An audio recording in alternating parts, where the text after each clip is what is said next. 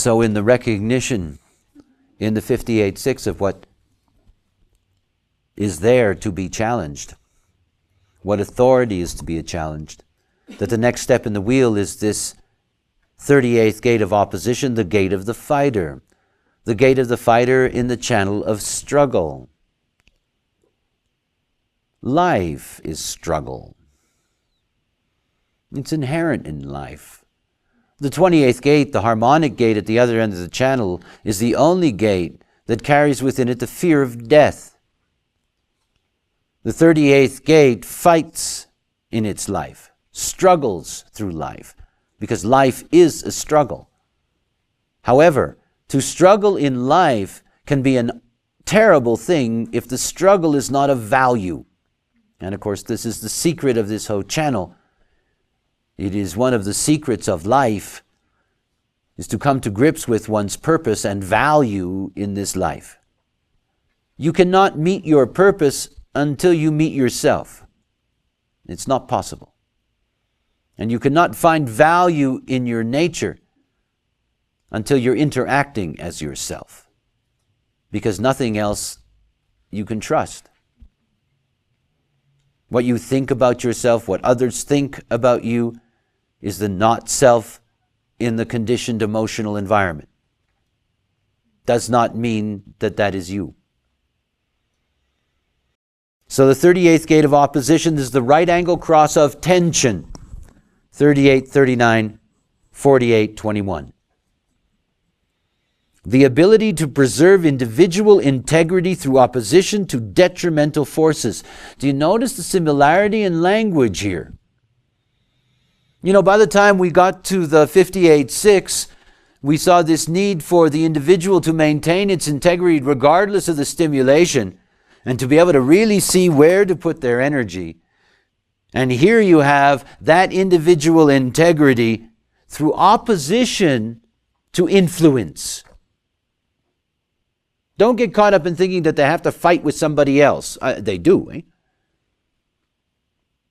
But that's simply a byproduct. The first line, qualification. Tempering opposition based on the circumstances. I mean, this is the foundation of struggle. How you struggle and the intensity of your struggle has to be determined by the circumstances. You know, you can look very, very, very, very foolish, you know, to struggle in an intense way in circumstances that don't call for that. You really look mad. Neptune exalted, we know right away if you have Neptune in the lower trigram, in the first line, in the foundation of the hexagram. I mean, after all, first line structure is introspection, and here you have Neptune, and there's no way to look in. A psychic attunement that guarantees proper action. Don't look in, you'll be psychic. Look in, you'll look crazy. You know, in other words, that the capacity to know when the circumstances are correct and how to judge what intensity of struggle is necessary is a question of intuition. It's just a matter of intuition. You can't look in and decide that for yourself. You have to allow it to come out naturally. Politeness, the second line. My daughter. You know, my children all have this. You know, when you meet somebody who struggles with you politely, Jesus. Think about the 38.2. This is the hermit fighter. They're hiding away so that they won't have to struggle. They're hiding away so that they don't have to meet anything that will try to influence them. The politeness simply comes out of the surprise as well. Eh? They don't know there's anything at the other end. Opposition that does not transgress normal codes of behavior. which suggests, by the way, that the first line can. In other words, that the struggle can be blown out of proportion, as we saw in the line. In the second line here, they don't want to get into anybody else's struggle. I mean, they don't want to get into this whole business of fighting other people off. So when you bang on their window, instead of screaming in your face, they look at you very nicely, they smile, and they say, "Would you go away, please?" Politely. What they think about you underneath, now that's another story. But the way they deal with you is that they don't transgress. You can always see second lines as being naive. Naive in the sense that their experience in the world is limited because they're hermits. So they don't really grasp what the other can possibly be and are often surprised by all that. Pluto exalted the value of discretion, the energy for the intuitive awareness for discretion. The pressure to be discreet. So you don't waste your energy in struggles that are not for you.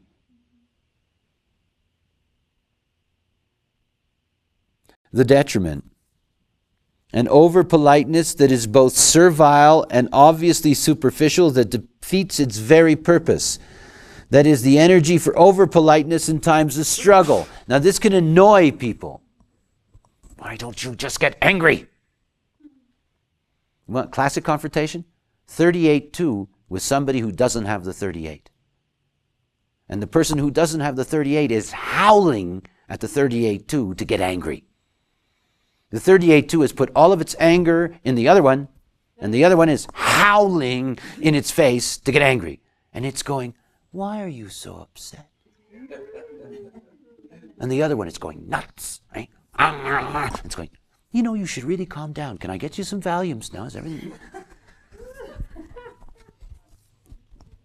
One of the things that is forgotten by people who know human design is that you become so conscious of the other that you forget about your own power. Never forget. Look at your chart and see what you put into everybody else. Please see that. And whatever you put into someone else, you can get back very strongly because they may be open there and you get that whole wave back. I'm a 51-25. That is a channel of competitiveness, of the need to be first. Somebody comes up to me and says, "I don't like human design." Now, if I get into an argument with that person, they're going to take my 51-25 energy and they're going to throw it back in my face. They're going to be twice as competitive as me riding on my energy. Their ego is going to be bigger than mine. And I'm going to have to deal with it. So what I do in those moments when they say, "I don't like it," I say, "Good, that's nice. I don't care." Because I'm not going to give them access to my energy to turn it on myself. Be clear about that. Who you are, you put into the other. The 38-2 is polite as a strategy. That doesn't mean they think nicely of you. And what is underneath may come out. They may be emotional, they may be this or that. It may come out, go directly into the other person, and you get that back in your face. A lot of 28-38s get beat up in life. They just do. And not because they're looking for a fight. Because somebody else who takes that energy in gets conditioned to want to fight and struggle. You have to be careful.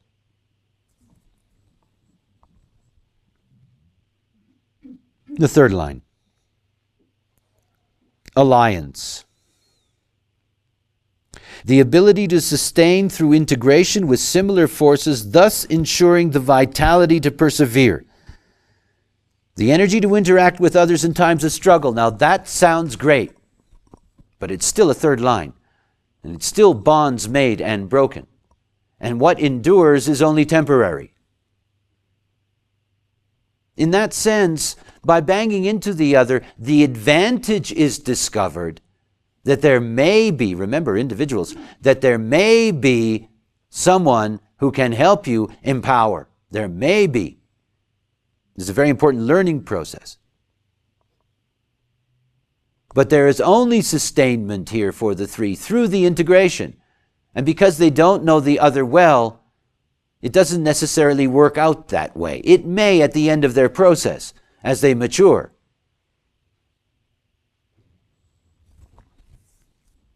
The earth in detriment, and of course this is a sun-earth line. So in terms of crosses, this is going to fix those specific crosses here. The earth in detriment, selfish alliance, which saps the energy of one's partners in order to ensure personal vitality. The energy to selfishly use others in times of struggle. You know, you bang into them and you realize they can be of advantage. You use them and break your bond and go along your way. And there are people who think, oh, that's terrible. And my little Johnny's like that? Yes, well, he is.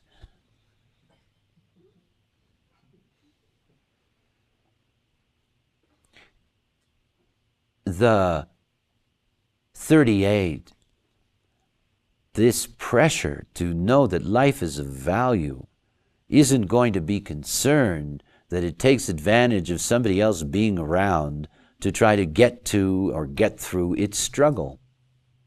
It just doesn't. And it's not its fault. It's just simply the way it is. It is individual. It doesn't really hear or listen to the needs of others in that situation because that's not what it's about. It is there to accomplish its own struggle and can see it's possible that others may be of value. But after the struggle, you don't want them around in your life. And you'll leave them. Bonds made and broken.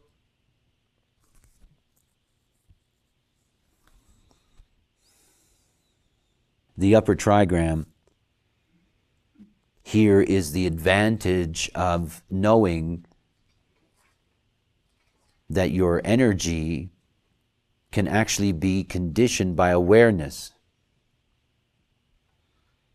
You know, it's so important to see that these root gates pointed towards the spleen.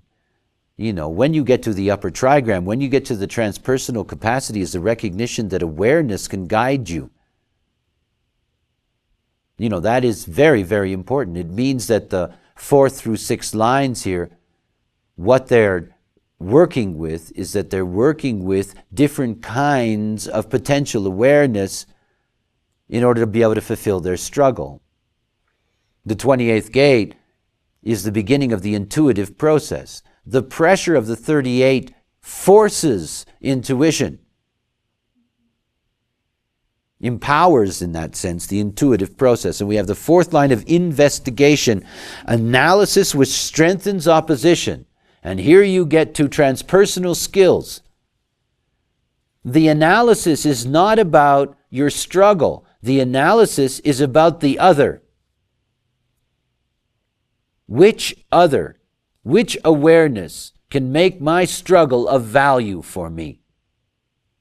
What risk will fulfill my need to know that life is of value? Pluto exalted, the detective who develops, or the insider who accepts a joint opposition whose success can only be based on trust. The energy to recognize who can be of value in times of struggle. Who can be of value?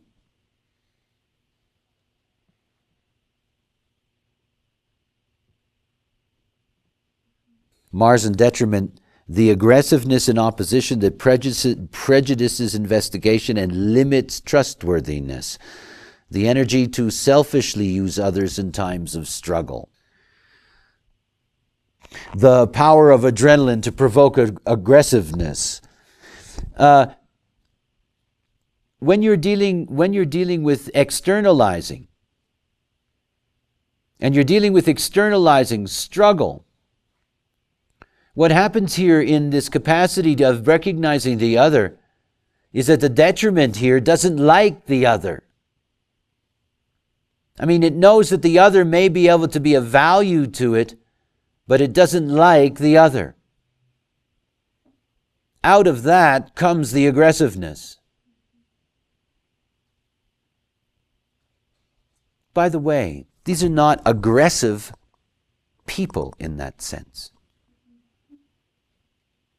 They're externalizing the capacity to struggle. So it looks like that.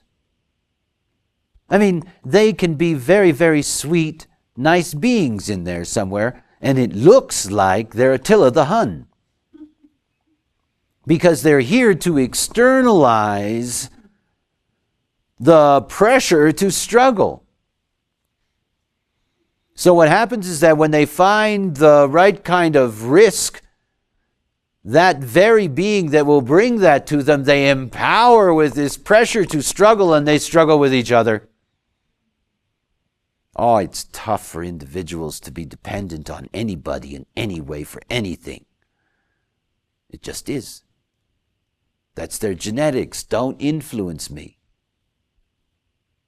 Don't care about me. Don't try to tell me what to do. Don't look after me. Just allow me to be an example for you. When you get to the last 7 minutes and 30 seconds of this fourth line, the cross changes, and the 21 and the 48 become the 51, 57. You have the juxtaposition cross of opposition. 38, 39, 57, 51. It's interesting that what happens here in this fourth line is that in the right angle cross, the fourth line is still carrying the 21 and the 48. It's carrying this control and the depth. But when you get into the left angle, you get to the juxtaposition first, the cross of opposition, then you get shock. And then you get the intuition that belongs to the 38, that is the 57. That is the expression of the intuition in the splenic towards expression. In other words, their opposition can be much more shocking and penetrating. They're fixed in that. They are fixed in their struggle with you, and they are fixed in their struggle with others. And their way of struggling is through shock. So they can be very surprising. Remember, we're dealing with a fourth line opportunist. And remember that the behavior of the opportunist, that behavior is going to be conditioned by circumstances. The circumstances of the opportunity when it arises. So you can go along with somebody and you think you have a smooth, easy relationship with them. And all of a sudden, wham! Out jumps that opportunistic behavior, and out jumps the shocking opposition. You know, you've been discussing politics with your partner before the election, and you both agree in your conversations together that you're going to vote for the same person. And when your partner comes back that night after voting, you know, they shock you by telling you that they voted for somebody else, and starts a whole struggle. Comes out of nowhere. It's a value to them to shock you with their struggle. The left angle cross is called the left angle cross of individualism. These are weirdos. 38, 39, 57, 51. Pure individuals, pure individuality in the cross, based on provocation and opposition and shock. So don't expect them to be like anything you can imagine you would want them to be like. Don't get in their way. Don't interfere with them. Don't tell them what time it is. Don't tell them that the sun's up. Don't tell them that the mountains are beautiful. Alienation, the fifth line. A stage in opposition when one is totally isolated. This is the basis of this cross. True individuals. Saturn exalted the ambition and concentration to endure, the energy to stubbornly fight alone. And they will. And don't get in their way. The secret, like any fifth line, is to recognize that there will be a moment of crisis. There will be a moment when their individualism is of enormous value. However, they're always going to be the subject of projection on that individualism. Saturn exalted the ambition and concentration to endure. That's one side. The other side, detriment. Alienation experienced as painful confinement that by its very nature blinds one to the possibility that there are those at some point who may come to one's aid. The energy for stubbornness is so strong that it's difficult to recognize that there are others who can help in times of struggle. You know, they're pure individuals, and you see that they're stuck in a sinkhole, and you know that they're not going to get out themselves, and you're standing there with your hand out, and they're saying to you, go away, I can do it myself, as they sink deeper and deeper and deeper into the sinkhole. When it's above their chin and they're about to die, then maybe they'll let you pull them out.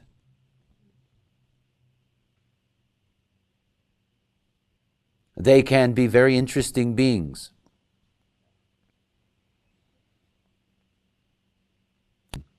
That will have in the early part of its life. This whole business of recognizing that alliance is something that seems to be possible. Remember that the third line doesn't really know the other. So in banging into the other, there's all these possibilities that arise that it says maybe with the other it's possible. So difficult for the individual. Maybe I should listen to the other. Maybe. Deaf. Misunderstanding. Opposition without basis. Now think about that. This is the ultimate expression of individuality. There is my way, there is no other way. I either know or I don't know, but I don't want to know what you know. I can't hear it anyway. I'm too involved in being stubborn. And they get up onto their hill and they say in their melancholy that there is nothing in the struggle that makes things of value for them, and that they feel terrible, and that they want everybody to leave them alone because they know that life is useless. At the same time, they can't help but watch what goes on around them. They can't help but see that it appears that some people have value in their lives, and so forth and so on. Saturn exalted eventual crystallization which clears up misunderstandings, the energy which attracts misunderstanding, and the stubbornness to face opposition. These people are always getting into problems of being misunderstood by the other. Why are you so damn stubborn? They will say. Can't you see you're wrong? And of course they don't hear you.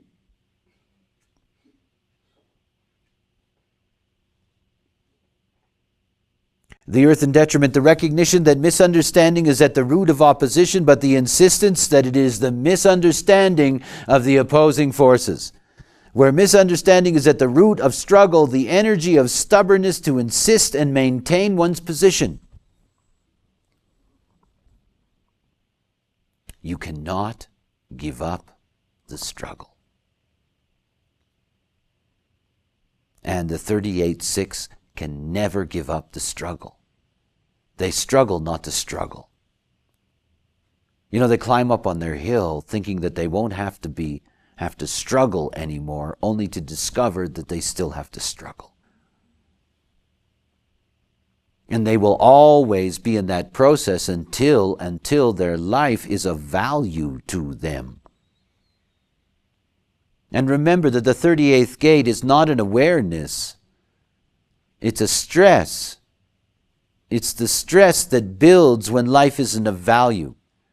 It's the pressure that builds when life isn't of value. It's that stress and pressure that's expressed in their capacity to struggle. And it is their stubbornness, as long as it stays. When you meet an individual who gives up that stubbornness, you know they're dying. This stubbornness, this need to struggle for the value, it must remain. You can't find it until you live out your nature. You can't find it until you're living out your definition and your type and your authority. And if you're an individual, you can't find it until you're clear about the chemistry of melancholy. Because otherwise it will distort your perception. To be up on that hill in the chemistry of melancholy and to become sad, if that sadness, if you do not understand what it is for, that it's for you to have the creative environment, the creative opportunity to see what could be worth struggling for. To be involved in the depth of that struggle, in that sadness, in its creative field. And to recognize as an individual that to externalize this capacity to fight, that you can only do that when you're in the mood. That you can only do that when you're in the happy stage of your chemistry, the productive stage. If you fight when you're sad, victory is going to be very difficult.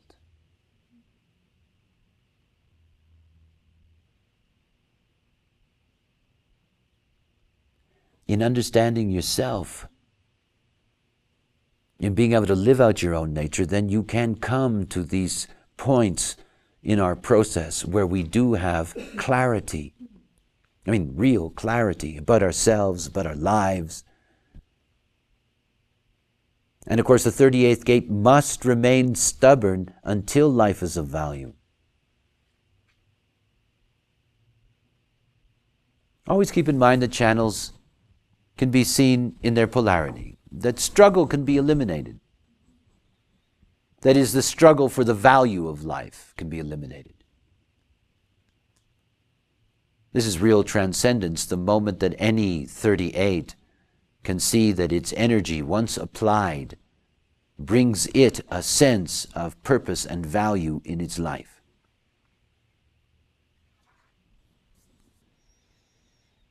So at the end of this process,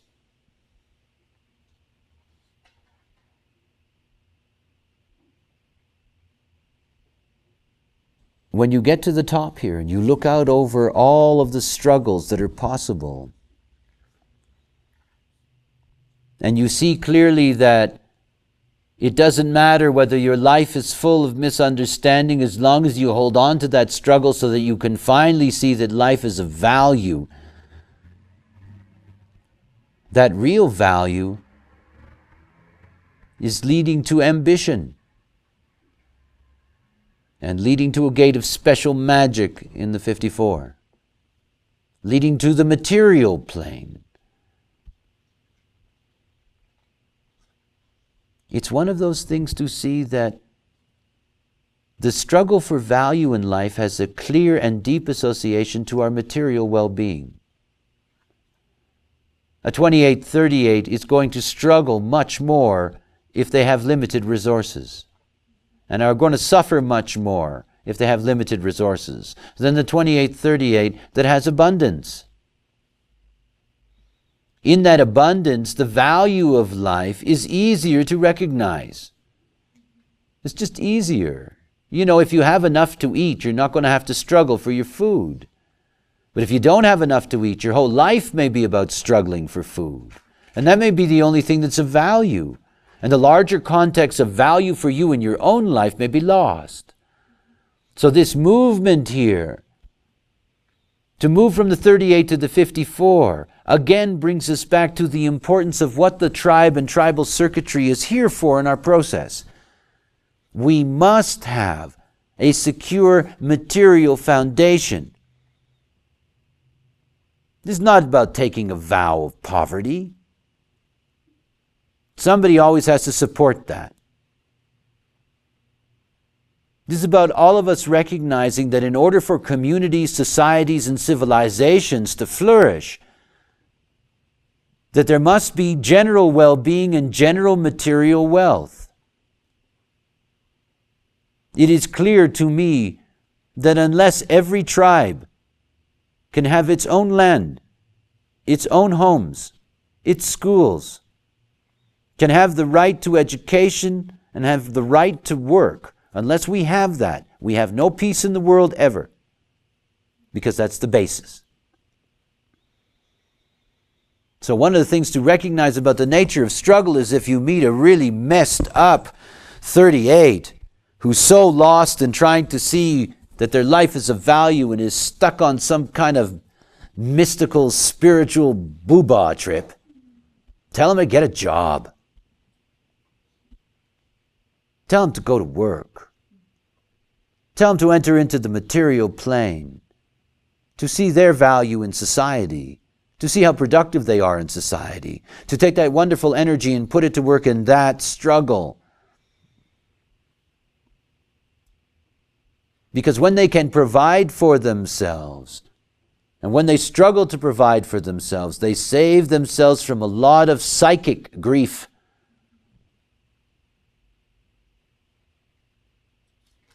You know, it's one of those things to remember that the 9 teaches us that each step can be its own reward. And in finding value in life, it's always going to point us away from the philosophical and back to the basic. That the first struggle is the struggle on the material plane. And when you've accomplished that, then you lay a foundation for what may be more sophisticated, more spiritual, or more mystical values in your process.